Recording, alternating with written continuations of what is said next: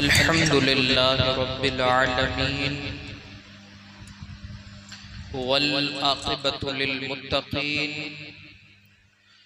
वस्सलातु वस्सलामु अला सय्यिदिल अंबियाइ वल मुरसलीन व अला आलिहि व अस्हाबिहि तय्यिबीन अत्ताहिरीन अम्मा बअद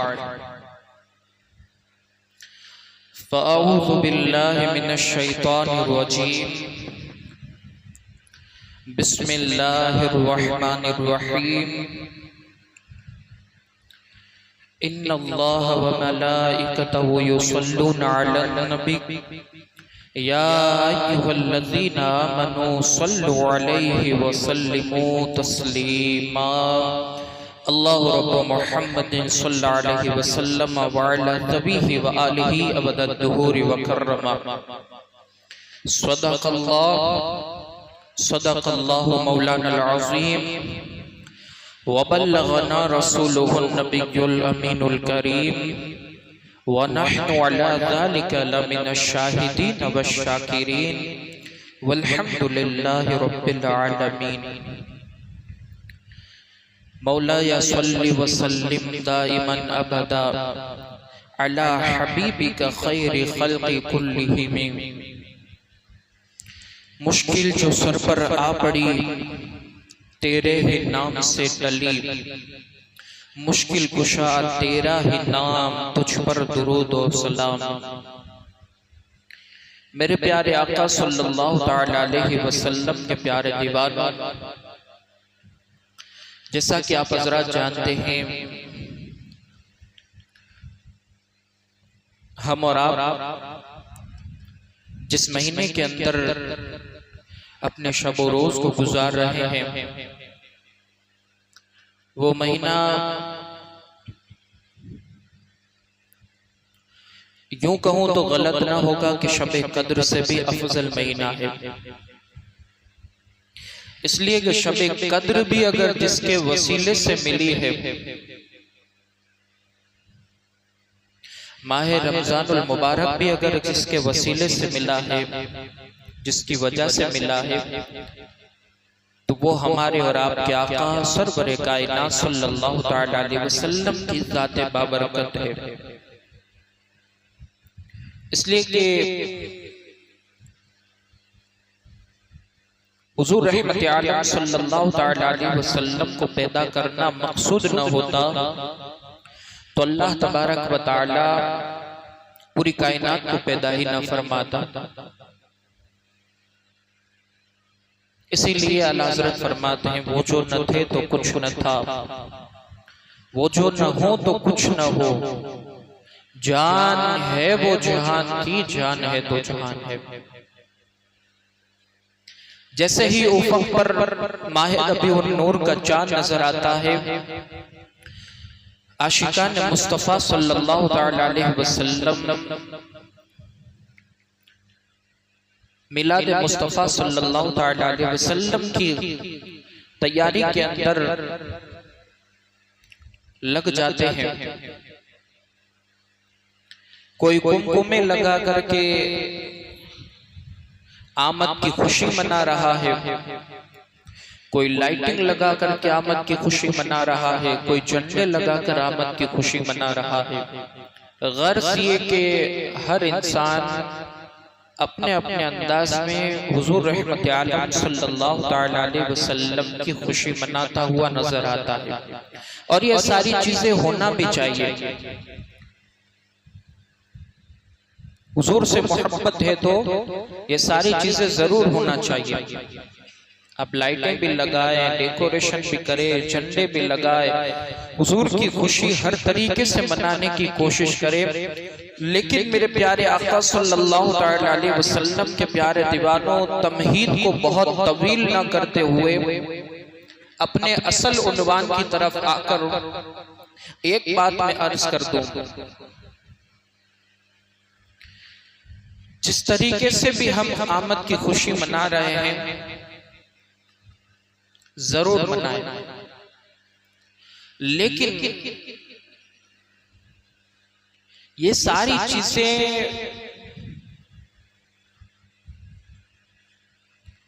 बाहर की तरफ से है।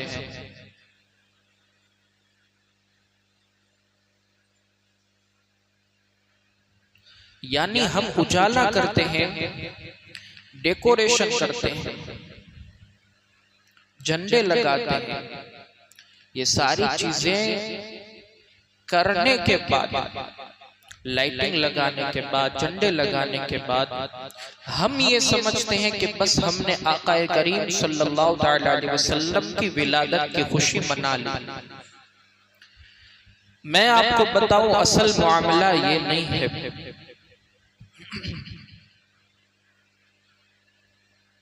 ये सारी चीजें बाहर की तरफ से हैं। मैं आपसे पूछना चाहता हूं कि हमने आकाए करीम सल्लल्लाहु अलैहि वसल्लम के आमद के तौर पर, आमद की खुशी में, विलादत की खुशी में कितने दिलों को रोशन किया। अपने घरों को तो रोशन करते हुए नजर आते हैं, लेकिन अपने दिलों के अंदर तारीकी को दूर करते हुए नजर हम क्यों नहीं आते? दिल के अंदर हम उजाला क्यों पैदा करते हुए नजर नहीं आते?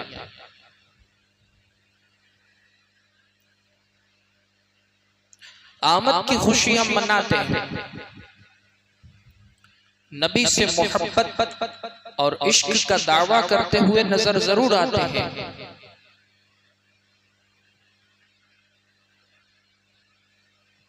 सबसे बड़ी मोहब्बत का दावा करते हैं हम, लेकिन उसी मोहब्बत के अंदर जब हुजूर अलैहिस्सलातु वस्सलाम पर दुरूद मुबारका पढ़ने की बात आए, आकाए करीम सल्लल्लाहु अलैहि वसल्लम की सीरत पर अमल करने की बात आए, नबी करीम सल्लल्लाहु अलैहि वसल्लम की सुन्नत पर अमल करने की जब बात आए, उस वक्त हम मैदान को छोड़कर भागते हुए क्यों नजर आते हैं?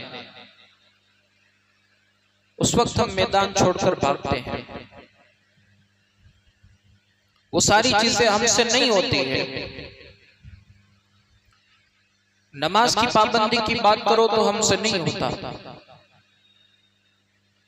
नबी से मोहब्बत है, नमाज तो नहीं अदा करेंगे, लाइटिंग जरूर करेंगे, लेकिन 12 दिन नमाज का एहतमाम नहीं करेंगे। नबी से मोहब्बत है, घर पर झंडे जरूर लगाएंगे, लेकिन दाढ़ियों को नहीं सजाएंगे, अपने चेहरों को नहीं सजाएंगे। मैं आपसे पूछना चाहता हूं, क्या यही मिलाद का मकसद है? क्या नबी करीम सल्लल्लाहु अलैहि वसल्लम से जो हमने हकीकी मोहब्बत की है, वो सिर्फ ज़बानी मोहब्बत है या दिली मोहब्बत है? इसलिए कि जब किसी से मोहब्बत हो जाती है, फिर उसकी एक एक बात हमारे लिए मायने रखती हुई नजर आती है। हम उसकी एक एक बात को फॉलो करते हुए नजर आते हैं। तो हमने सिर्फ ज़बानी मोहब्बत की है, सिर्फ घर को सजा लेना, डेकोरेशन कर लेना, गली मोहल्लों को सजा लेना, सिर्फ यही नबी करीम सल्लल्लाहु अलैहि वसल्लम की आमद की खुशी नहीं है, बल्कि असल आमद की खुशी तो ये है कि कोई अगर आपको देखे रास्ते से जाते हुए तो वो बरजस्ता कह करके पुकार उठे कि नबी का सच्चा उम्मती रास्ते से जा रहा है। तब जाकर के आप कहेंगे कि हम नबी से सच्ची मोहब्बत करते हैं। बहरहाल तो इन सारी चीजों का एहतमाम करें। तो हम तरह तरह की खुशी मनाते हैं, तरह तरह से नबी करीम की विलादत की खुशी मनाते हुए नजर आते हैं। हमें क्या क्या करना चाहिए नबी करीम सल्लल्लाहु अलैहि वसल्लम की खुशी के अंदर? उसमें से मैंने एक चीज को उठाया है, वो चीज है कसरत से दुरूद पाक अल्लाह के रसूल सल्लल्लाहु अलैहि वसल्लम पर पढ़ना, इससे बड़ी आकाए करीम सल्लल्लाहु ताला अलैहि वसल्लम की बारगाह के अंदर खिराज अकीदत और कोई नहीं हो सकती कि आप कसरत से दुरूद मुबारका आकाए करीम सल्लल्लाहु ताला अलैहि वसल्लम की बारगाह के अंदर पेश करें, अपनी गुलामी का सबूत दे। इससे आकाए करीम सल्लल्लाहु ताला अलैहि वसल्लम भी खुश होंगे और इससे अल्लाह तबारक व तआला भी जरूर बजरूर खुश होता हुआ देखेंगे। मेरे प्यारे आका सल्लल्लाहु ताला अलैहि वसल्लम के प्यारे दीवानों, हम नमाज पढ़ते हैं, क्या अल्लाह तबारक व तआला भी नमाज पढ़ता है? आप कहेंगे नहीं। हम रोजा रखते हैं, क्या अल्लाह तबारक व तआला भी रोजा रखता है? नहीं। हम ज़कात देते हैं, क्या अल्लाह भी ज़कात देता है? हरगिज़ नहीं। हम हज करते हैं, क्या अल्लाह भी हज करता है? आप कहेंगे नहीं, ये सारी चीजें तो बंदों पर इबादत के लिए फर्ज है, अल्लाह के लिए तो नहीं है। मैं आपसे पूछता हूं, क्या कोई ऐसी चीज भी है जो बंदा भी करे और खुद खालिके कायनात भी करे? तो इसका जवाब कुरान पाक ने वाज़ेह लफ्जों में दिया। अल्लाह तबारक व तआला कुरान पाक में इरशाद फरमाता है, बेशक अल्लाह और उसके मासूम फरिश्ते अपने महबूब सल्लल्लाहु ताला अलैहि वसल्लम पर कसरत से दुरूद मुबारका भेजते हैं। या अय्युहल्लज़ीना आमनू, ऐ ईमान वालो, तुम भी अल्लाह के रसूल सल्लल्लाहु ताला अलैहि वसल्लम पर कसरत से दुरूद व सलाम भेजो। आज ये बात हमारे अंदर कहां नजर आ रही है? बड़ी माजरत के साथ जब नमाज के बाद दूसरा फातिहा जब इमाम साहब पढ़ाते हैं, उसके अंदर जब ये आयत मुबारका की तिलावत होती है तो इसका वाज़े हुक्म ये है कि जब भी आप कोई आयत मुबारका सुनो, फौरन अपनी ज़बान से दुरूद भेजो, फौरन अपनी ज़बान से दुरूद पढ़ो। जब हमारे यहाँ पर नमाज के बाद ये फातिहे के बाद जब दुरूद मुबारका पढ़ी जाती, आयत मुबारका पढ़ी जाती है, मैं अक्सर नोट करता हूँ 50 से ज़ायद फीसद लोगों के लब खामोश रहते हैं। दुरूद मुबारका पढ़ते हुए अपने होठों को भी हिलाते हुए नजर नहीं आते। इससे साफ पता चलता है कि हमें दुरूद मुबारका की कोई फजीलत, कोई अहमियत मालूम नहीं है। या यूं कहूं तो गलत न होगा कि हमें दुरूद पाक पढ़ना ही नहीं आता। असल माने में जिसको दुरूद मुबारका कहते हैं वो भी हमें पढ़ना नहीं आता। तो जो अल्लाह और उसके मासूम फरिश्ते जिस काम को अंजाम देते हैं, अल्लाह ने हुक्म दिया कि ए बंदो, ए मोमिनो, तुम भी हुजूर पर दुरूद मुबारका पढ़ो। ये बात अल्लाह ने कुरान में मेंशन की है। दुरूद मुबारका को हम बहुत हल्के के अंदर लेते हैं, लेकिन मैं आपको बताऊं ये कोई कमतरी वाली बात नहीं है, बल्कि अल्लाह के रसूल सल्लल्लाहु ताला अलैहि वसल्लम ने सारी चीजों को अगर समेट के अंदर किसी के अंदर रख दिया है तो वो दुरूद मुबारका है। आज हम टेंशन का इलाज कहां कहां ढूंढते हुए नजर आते हैं।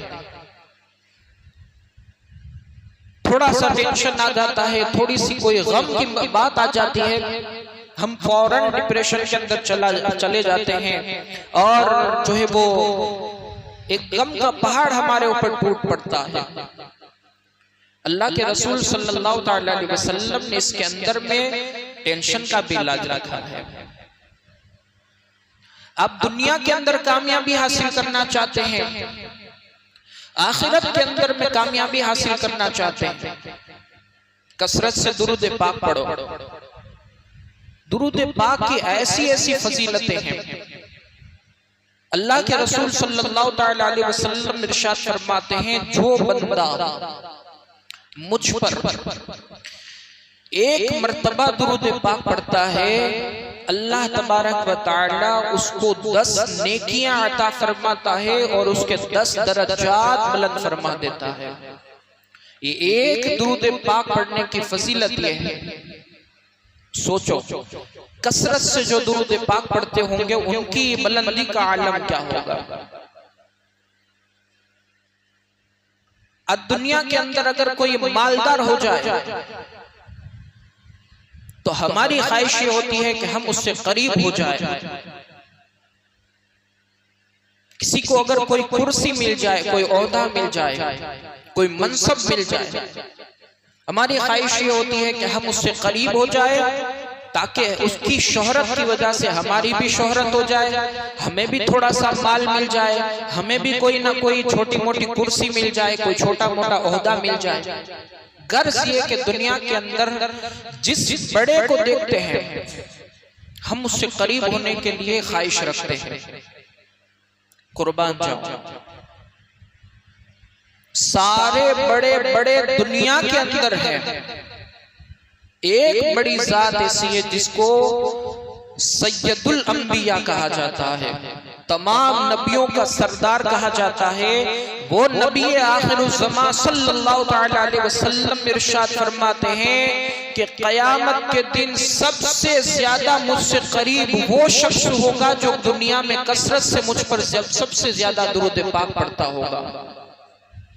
अब जिसको हुजूर से कुर्बत हासिल हो जाए, जिसको हुजूर से करीबी हासिल हो जाए, नजदीकी हासिल हो जाए, फिर उसका मकाम और मर्तबा आखिरत के अंदर कितना बुलंद व बाला होगा, इसका कोई अंदेशा नहीं लगा सकता। जिसको हुजूर से कुर्बत हासिल हो जाती है, फिर वो सब्ज़ गुंबद के नीचे हुजूर के कुर्ब के अंदर आराम करता हुआ सिद्दीक़ अकबर के नाम से लोग याद करते हुए नजर आते हैं, उमर फारूक आज़म के नाम से याद करते हुए नजर आते हैं। दुनिया रहती दुनिया तक, सुबह क़यामत तक जिसका नाम दुनिया के अंदर लिया जाएगा, वो सिद्दीक़ अकबर की जात किस वजह से बुलंद हुई? आका करीम से करीब होने की वजह से। कितना आसान रास्ता हुजूर सल्लल्लाहु ताला अलैहि वसल्लम ने बता दिया कि मुझसे करीब होना चाहते हो, दुनिया के अंदर कसरत से दुरूद पाक पढ़ो। वो कयामत का मंजर, वो महशर का मंजर कि लोग एक दूसरे से भागते होंगे, नफ्सा नफ्सी का आलम होगा। आदम अलैहिस्सलाम से लेकर ईसा अलैहिस्सलाम तक सब एक दूसरे के पास जाएंगे। ऐ अबुल बशर, आप आज हमारी सिफारिश फरमा दीजिए।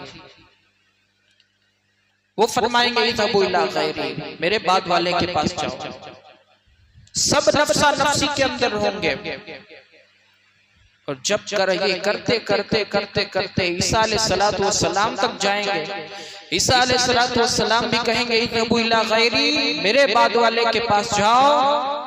फिर जब हम हुजूर रहमत आलम सल्लल्लाहु ताला अलैहि वसल्लम के पास हाजिर होंगे, तब हुजूर रहमत आलम सल्लल्लाहु ताला अलैहि वसल्लम की शान का आलम यह है कि हुजूर फरमाएंगे अना लहा, मैं तुम्हारे लिए हूँ, आज मैं तुम्हारी शिफाअत करवाऊंगा, मैं तुम्हारी सिफारिश करूंगा, मैं तुमको बख्श पाऊंगा। तो सब हुजूर के पास जाने वाले होंगे। अगर दुनिया के अंदर कोई कसरत से दुरूद पाक पढ़ता होगा तो फिर वो गुलामान रसूल सल्लल्लाहु ताला अलैहि वसल्लम की फहरिस्त के अंदर हुजूर का करीबी होकर के वहां पर खड़ा हुआ दिखाई देगा। तो ये शरफ किसी को हासिल है तो दुरूद पाक पढ़ने वाले को हासिल है। बड़ी माजरत के साथ आज हमने इस चीज को नजरअंदाज कर दिया है। दुरूद पाक हम कमा हक़्क़हू पढ़ते ही नहीं है और 12 दिनों की महफिल के अंदर मस्जिदों के अंदर में जब दुरूद पाक के जिक्र का, दुरूद पाक के खत्म शरीफ का एहतमाम किया जाता है, उस वक्त हमारी नस्लों का आलम यह है, नस्लों का माहौल यह है कि वो लोग दुरूद पाक की फजीलतों से इतने महरूम होते हैं कि वो लोग दुरूद पाक पढ़ने की बजाय मस्जिद के अंदर बैठ करके मस्तियां करते हुए दिखाई देते हैं। और इसके अंदर मैं उन बच्चों की गलती नहीं समझता, बल्कि उनके माँ बाप की गलती समझता हूँ कि उन्होंने उन बच्चों को तालीम ही नहीं अता फरमाई है कि दुरूद पाक किस चीज का नाम है। दुरूद पाक बड़े अदब और एहतराम चीज का नाम है। हमने दुरूद पाक को क्या समझा है? अल्लाह के रसूल सल्लल्लाहु अलैहि वसल्लम की बारगाह के अंदर एक फरिश्ता जो हमेशा के लिए मुकर्रर किया गया है, रिवायत के अंदर है कि वो फरिश्ता, उसकी ड्यूटी ही यही है, वो जो है वो सुबह से लेकर रात तक, रात से लेकर सुबह तक सिर्फ उसका काम यही है कि जहां जहां से पूरी दुनिया के अंदर से हुजूर रहमत आलम सल्लल्लाहु अलैहि वसल्लम पर जो दुरूद मुबारका पढ़ता है, वो फरिश्ता उस पढ़ने वाले के नाम के बाप के नाम के साथ में हुजूर के दरबार में वो नाम पेश करता है, या रसूलुल्लाह सल्लल्लाहु अलैहि वसल्लम, वो फुला बिन फुला ने आपके ऊपर इतने दुरूद भेजे। आप अंदाजा लगाइए कि हुजूर की कितनी जो है वो दुरूद पाक की कितनी फजीलत है। आपका नाम भी हुजूर की बारगाह में पेश होता है और आपके बाप का नाम भी वहां पर पेश होता है। लोग कहते हैं हुजूर सुनते नहीं हैं, लोग कहते हैं हुजूर मरकर मिट्टी में मिल गए हैं। मैं उनसे ये कहना चाहता हूं कि जब मरकर मिट्टी में मिल गए हैं तो हुजूर के दरबार के खादिम का माहौल ये है, हुजूर के दरबार में एक फरिश्ते का मामला ये है कि वो पूरी दुनिया में जहां जहां से दुरूद पाक पढ़ने वाले का नाम और बाप का नाम साथ में हुजूर के दरबार में पेश करता है। तो जब खादिम का ये आलम है तो मखदूम का आलम क्या होगा? यहां से ये बात भी साबित होती है। तो बहरहाल ये दुरूद पाक की फजीलतें बहुत सारी हैं। कौन कौन सी फजीलतों को मैं अभी बयान करने के लिए बैठूं, वक्त खत्म हो जाएगा। तो हमें चाहिए कि हम कसरत से दुरूद पाक पढ़ें। जुमा का दिन भी है, ईद मिलाद का महीना भी है, तो हमें चाहिए कि हम हुजूर की विलादत के असल मकसद को समझें, अपने बच्चों को भी इस पर आगाह करें, अपने बच्चों को भी समझाए, हुजूर की सीरत बताए, हुजूर की जिंदगी के हालात बताए, पैदाइश के हालात बताए, पैदाइश के बाद के हालात बताए, दुरूद पाक की फजीलतें बयान करें। ये सारी चीजें हमें होनी चाहिए हमारे अंदर। हम इससे बहुत दूर होते चले जा रहे हैं। आज हमारे बच्चे पूरा दिन टीवी और मोबाइल को लेकर के बैठे रहते हैं, तो उसके अंदर कहीं ना कहीं ये हमारी गलती भी है, इसलिए कि हमने उनको तालीम ही नहीं दी है। अगर हम उनको दुरूद पाक की फजीलत समझाते, मस्जिदों की फजीलत समझाते कि मस्जिद का अदब और एहतराम क्या है। आज आप देखते होंगे 12 दिनों के अंदर जब बड़ी रातें होती है तो बच्चे नमाज पढ़ने के लिए मस्जिद के अंदर आते हैं, और आने के बाद क्या मामला होता है मुझसे ज्यादा आप जानते हैं। यहाँ नमाज चालू होती है, वहां पीछे शोर मचाया जाता है,